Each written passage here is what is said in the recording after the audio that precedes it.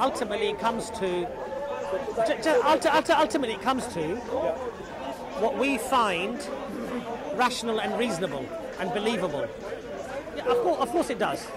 Of course it does, because many scientists disagree with that view. Of course they do. Of course they do. Look, Lawrence Krauss, in his book, clearly states that the universe came into existence from nothing. Then he defines the nothing to mean something. Now hold on a second. Then later, in a debate with Hamza Zorsis, it's a great debate on YouTube, he says no. He changes it. He says, okay, maybe I was wrong. There is no time, there is no space, there is no energy, there is nothing. And it comes into being from nothing. That's his view. That's his view. Now, so to argue there's one unified scientific view, you're being disingenuous. I don't think that's true. Okay, but I think the mistake you're making is that you're going to, there's this book, A Universe from Nothing. You say, oh, a universe from nothing, that'd be interesting to me to read all that. And you say, well, that's a scientist, that's what scientists think. It's a little bit different. What scientists do is, kind of mainstream scientists, you deal in things like the theory of relativity. That's completely accepted, 100%. There's only a few scientists that do that, what we call theoretical physics, where they try and come up with theories of how the world existed, the meaning of nothingness. That's really a kind of niche thing. And what they're doing is they're coming up with theories that they can then put into mathematical formulae and then say, well, this fits with the facts, so maybe this theory is right, or maybe that theory is right. But that's very abstruse and theoretical. That's not kind of mainstream science. What mainstream science says is we don't know. The two things we do know is that in space-time, time began effectively 14 billion years ago. Before that, you can't say there wasn't time, but that's when our space-time began. And it's also saying that matter and energy are equivalent and they've always existed. They can't be created or destroyed. But that's like I say, that's almost A-level, not A-level, but first year. But my point to you was this, though, that scientists will accept certain rationale, okay, which conforms to the fact that their fundamental foundational belief is that you can explain everything materially, and that there doesn't need to be this God figure. You understand my point? So they have to come up with a theory that completely is disconnected from any idea that this universe actually came into existence, and therefore something must have brought it into existence, and therefore that something must be, the originator, the creator, or whatever. They're not going to come to that conclusion, are they? No. I tell you why they're not. No. But hold on a second. Hold on a second, because you admitted that science has acknowledged. I disagree. Science has agreed. Okay. Science agrees that what came before the Big Bang is just a speculation. Yes, sure. Right. So for us to now speculate about what they are speculating over and claiming that it was eternal or it was this is ridiculous, because even they don't unanimously agree upon that, on those premises. That's what I'm saying.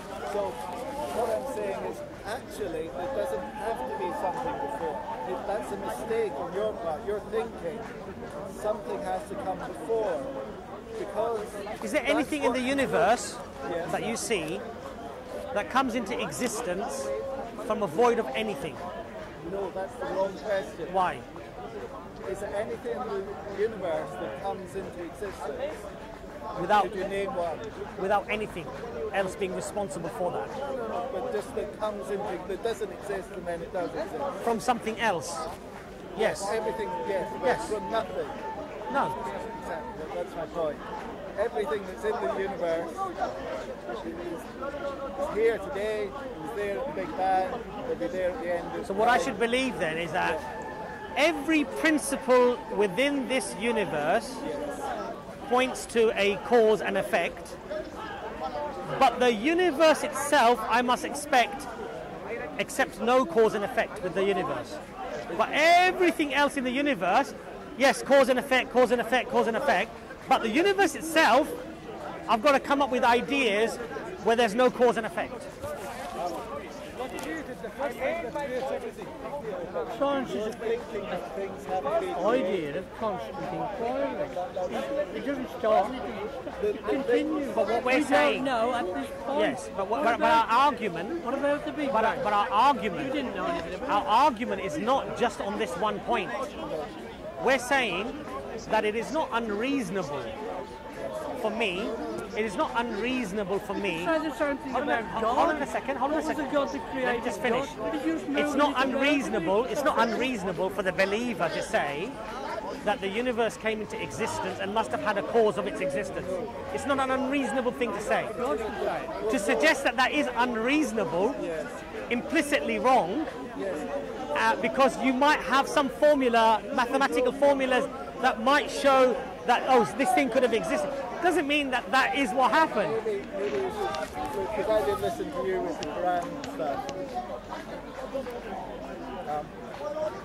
The thing, or I think, or this is why I find my thought process, is you assume that things are created, you know, like you didn't exist, then your father made you, the tree made the seed made the tree, that kind of thing. But actually, the matter that you're made up of and the tree is made up of has always existed. Yeah? Can you prove that? Yes. Yes, the scientists would say that. Which scientists? All of them. Which name me one that says that. Every single scientist. One, name me one. Okay, well, Lawrence Krauss. Lawrence Krauss says. Yes, I that, don't want to get into your book, but can you just accept that? But look, at the end of the day, but if you make a claim, okay, right. if you make a claim, Yeah. you say all scientists agree, Yeah. then you have to tell me which scientists they are that they agree. So I can go away and I can do a bit of research and I can say, well, okay, he said, he says, and he says, and he says. It's got to way to be like conservation of energy. Energy can either be created or destroyed. Yeah. Now the issue there is this. I'm surprised that you don't. I'm not saying know that. Well, surely you do know that. You see, the problem that you have is this. Yeah. When you talk about the conservation of energy theory, and you have to talk about it within a closed loop. In other words, once it's already there, it only can get transformed from one to another, but it can't be destroyed or created. Right.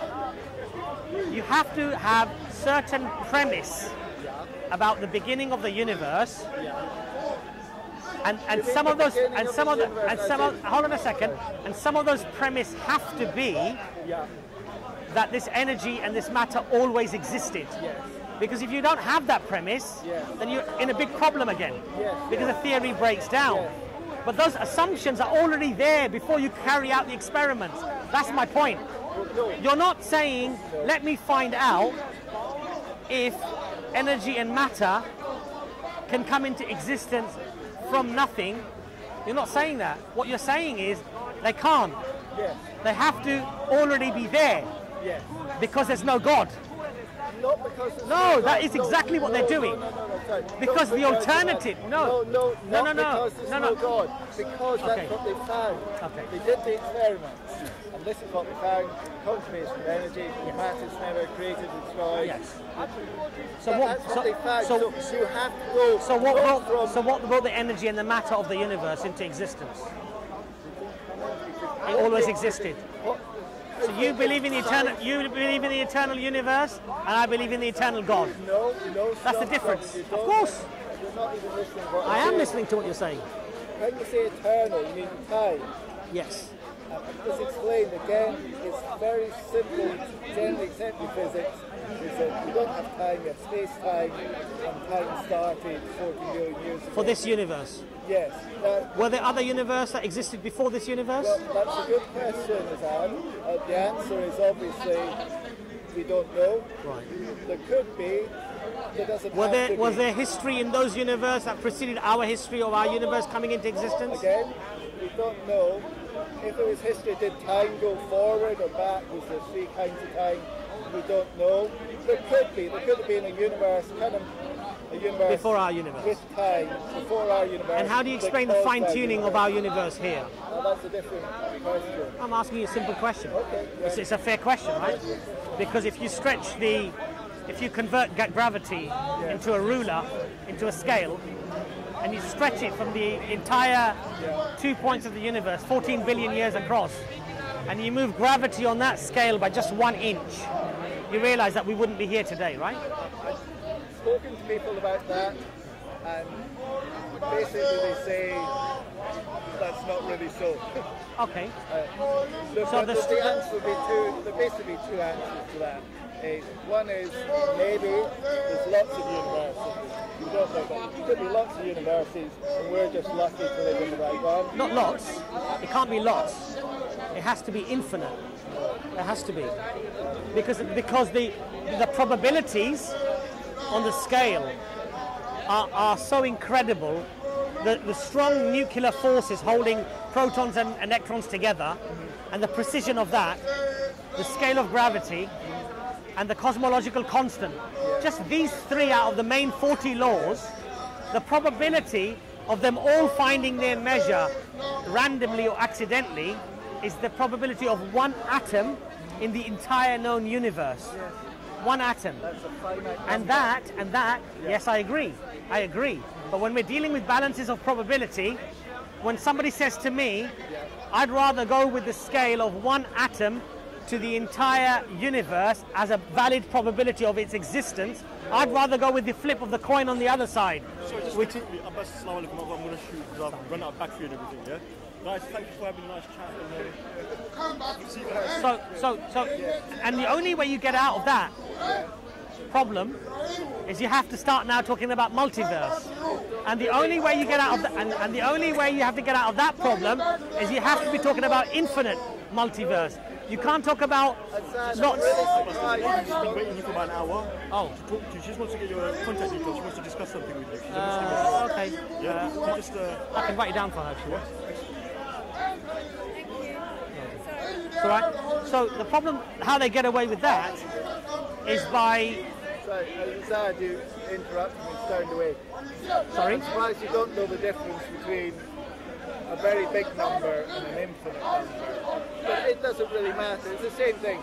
There could be an infinite number of universities, or there could be a very large number of universities, and we're just lucky. That's one answer.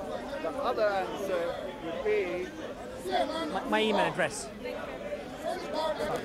other answer is that there's, for reasons we don't know, because we're talking about things we don't know, maybe there's a reason why gravity has to be the size it is. That's why I don't talk about things that I don't know about. Exactly. That's why But when I talk about space-time having a beginning, I'm not talking about some obscure thing, and even I can almost do the... But that's why I don't talk about things that I don't know about. Yes. But atheists do exactly the same thing. I understand. Yes. But when people start talking in terms of absolutes with this scientific knowledge, it becomes rather fruitless because it's a faith-based idea. It is not empirical or analytical. These discoveries are still... Why do you say science is an empirical or analytical? Because you're missing the point here. The point here is to suggest... The point here is this, to suggest that time only began at t equals 0 is an assumption. It's not a fact. I asked you if there was another universe that existed before ours, then clearly time existed before our universe. So it's an assumption. Space-time. Space-time is not a weird theory. I just asked you a logical question. Yes. If t equals 0 is the beginning of our universe, yes. If there was another universe... Exactly. If there was another universe that existed prior to our universe, therefore there was history and that had time outside, exactly. But that time existed, or this concept of history existed prior to t equals 0. Well, it had to, didn't it? Yes. Not in our universe, but in another universe. So therefore time could have been could have, yeah. Right. So that's what I'm trying to say to you. That we're not dealing with empiricism here. We're dealing with ideas. Yeah, and let me That's try why and I make the didn't point talk a bit about... better.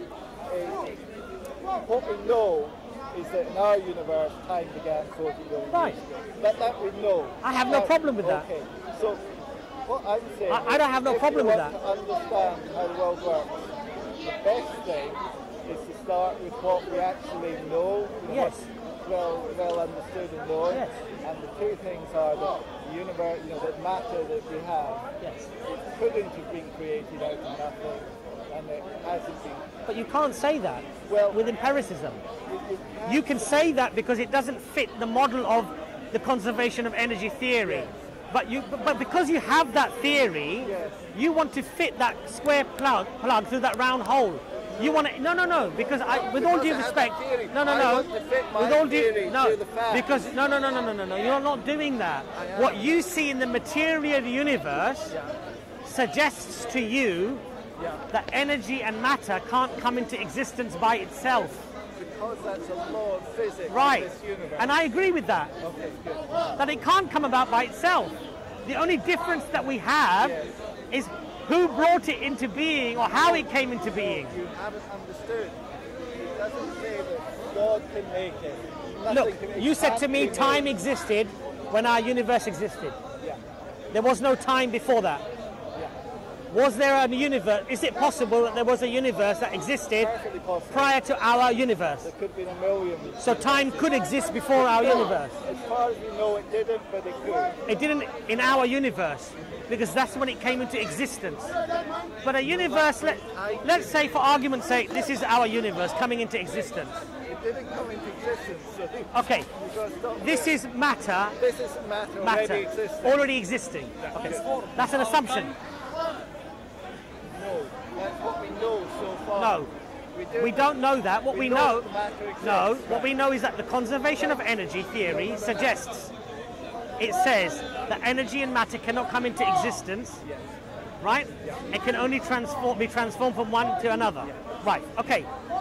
Now that is an assumption that we have to make in relation to our known universe. Right. What came before might not have applied to that rule. Right, so that's my point. We're talking about things that we cannot with empiricism say are absolutely correct. Because you have this idea in your head that it had to come into existence, so you have to think of a reason why it came into existence. So you say, well, that must be God. But that's actually a faulty understanding of reality. It didn't have to come into existence. I'm only quoting what mainstream science is saying today. You would actually be the heretic. I would actually be with mainstream science today. They might argue with honesty that they don't know how this happened, which is an honest answer. They will say that, but they will not. The majority of scientists will not say empirically and analytically matter and energy always existed. Well, they say they can't be created or destroyed. They might say that. They might. No, it's not. No. But you see, look. No. Cannot be created. Yes. Or what they mean by that is not whether God created it or did not create it. No, of course not. What they What they mean is it can't happen by itself. No, they don't mean that at all. Of course they do. No, they don't. Of course they do. They don't. It's nothing, no thing, no person. So they believe matter and energy can create itself. No, they don't. No, they don't. No thing Yes. can create energy out of nothing. That's what they believe. Right. There's nothing. Could it be a supernatural explanation? Supernatural just means it's not real. I'm just saying, can it be a supernatural explanation out of the realms of scientific knowledge and understanding?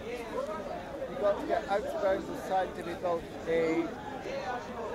Out of scientific knowledge, yes.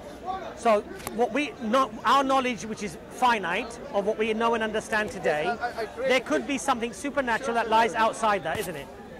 For me, that doesn't make to say supernatural. But not making sense, or making sense is not logic or rationale. I'm talking about logic here. Could there be a supernatural? Making sense is a part of No. Logic is discussing probabilities or discussing alternatives. regardless of how small they are, right? Regardless of how unlikely they are. I think to answer your question, what I'm trying to explain is what we know about the universe. What I'm trying to say is the question of where did it come from isn't really a necessary question. It didn't. Everyone assumes that that's a question that has to be answered. It doesn't really. You see, this is where the Quran, going back to the Quran, answers this or questions the believer, because it says, and it's a very deep philosophical, a very deep question, which is what we've been talking about now. Allah says to the reader, did this universe give birth to itself? It's an important question. It's a question that we should ponder over. Right? Now, you could argue that yes, it did. It gave birth to itself. That might seem rational, reasonable, logical to you. I'm just saying. You could argue that this energy, this matter, always existed out of the realms of time. Time didn't exist, but this matter and energy did exist. You could argue that. To me, that's not logical. But to you, it is. But it's a belief. Yeah, but think about it's not empiricism. Yours is based on the Quran, which you think is no. the word of God. No. Mine's just based on two kind of widely... No, I disagree with you. I disagree with you. Because in the philosophy of science, this is some of the things that they talk about, don't they? Because there are aspects of science that can't just be rationalized through experimentation, like what came before the Big Bang. So Hawkins says, so for example, Hawkins says, we may never know what came before the Big Bang. So for me or you to argue with empiricism as to what it must have been is just a belief. Yes, and that's what I'm saying. It could quite possibly be a previous universe, or 10 previous or a universes. Creator. It could be a creator has a few problems. Well, it could be a creator. There's a possibility. It's a possibility. Right. So let's not talk about the things that we don't know. Let's not talk about things that. Let's not talk about things. No, hold on a second. You have to explain why you think it's necessary for the universe to have come into existence. Because the Quran just assuming that it does. Because to me that is logical and rational. Of course it is. Because that's when we see the world. Things, we make things, you know, and new things, we make things. But that's a kind of faulty understanding. Why do you believe the universe was not created? Because everything that's in the universe has always existed, and it can't... I have to take your word for that. Well, it follows from the conservation. We're running around in circles here. No. When you say to me, my predispositions are leading. My predispositions are leading me to believe in a creator, and find that more logical or rational. Your predispositions not to believe in a creator, I believe, are taking you down the route of trying to find explanations, even though they are not provable analytically or empirically, and find those more acceptable. It's a valid return, I would suggest. The problem with it is, well, I'm not sure if there's any point in me explaining it like for the 5th time. I'll have one quick go at it. We assume that time is permanent, you know, like I said, Newtonian time, it always ticks away, you know. We assume. Before the Big Bang, there must be something, There's a big philosophical problem with that, you know, infinite regression. You probably know this. Yes. Okay, You know, as far as we know, that's not true. That time, space-time started. So the question of what happened before then isn't a real question, right? And it also explains. No, but I dealt with that, didn't I? Infinite regression. I dealt with that, didn't I? Because your claim, T equals 0 is the beginning of time, energy, and everything else. Right. Okay. Then I said to you, this is where logic comes in. Yes. Forget the mathematics and the physics for one side. What is rational and reasonable? If time, energy, space, everything came into existence at the Big Bang. It didn't. Okay. If time came into being at the Big Bang, yes? that would dictate or indicate that there was no history before when time began. Yeah, it would be, yes. No history. Yes. Right, and I said to you, No time. no time. So therefore, there are no events that occurred before that time coming into existence, right? Okay. Then I said to you, is it possible that a universe existed outside of our universe that did have history before our history? Right. It's not about proving anything. It's about just making you think. I've thought about it 3 times. It's about making you think. You're saying to me that there are no events that took place before time began. And I've just showed you that if there was another universe outside of our universe that had history before our universe, that's why these are fallacies. They're not rational. In the discourse of mathematics, look, in the discourse of mathematics, I could say, in the discourse of mathematics, I could argue that there's an infinite fraction of distance between you and me. Infinite. We wouldn't, if I come towards you using those fractions, half, a quarter, an eighth, I will never reach you, ever. Right? That's a mathematical fact, right? However, I can measure that distance, can't I? So within the realms of but within the realms of mathematics, you can have this infinite discourse. Within the realms of materialism, of the material world, these things don't apply. It's purely theoretical. It's purely theoretical. I'm kind of stuck saying anything other than you're just wrong, but let me do the universe thing. If I said, you're in that room, you said to me, how many people are in that room? And I said, there's just one. And there was just one. And you said, just one, there's only one person.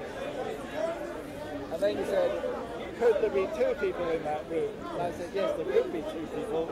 You know, maybe one of them is invisible, or he's hiding under the bed, or something like that. And then you said, oh well, you agree that there isn't one person in the room. Because you've accepted that it's possible that there's 2 people, but your assumption is that because I find it rational and reasonable to believe when the Quran asserts, did the universe give birth to itself, that to me is illogical or irrational, even though mathematically you might be able to conjure up. No, I'm just saying, you know, things that might indicate that was somehow a possibility. The issue is, I'm not basing my faith on God, on the Quran, on the Prophet Muhammad, just based on that one argument. I've discussed a whole series of arguments after that. That for me, it's not logical to accept that there's no history before a particular event. When you say logical, what it means really is counterintuitive. You think there must always be a time before time. I believe that in the material world, I can't envisage where there is no history beyond a certain point. It might be outside of the universe, because the universe, if it didn't exist, there can't be any history until it came into existence. But the argument that there is no history anywhere outside of the universe, that's not logical to me. For you, there could never be a time when there was no time, as it were. There could never be a time when there was no history must stretch back. Well, when you talk about there's no time, if you're talking about the time as in t equals 0 when the universe came into existence, then I would agree with you that that's when time, our concept of time existed. But I'm not talking about time. I'm talking about history, events taking place. And I'm saying could never be a time when events weren't taking place. For me, logically, there is only one explanation to the events never being exhausted through all eternity. It's a supernatural explanation. not a physical one that we see in the universe today. I'm not sure what you meant. I suppose this is the question. If you think Something that God outside is of eternal, yeah.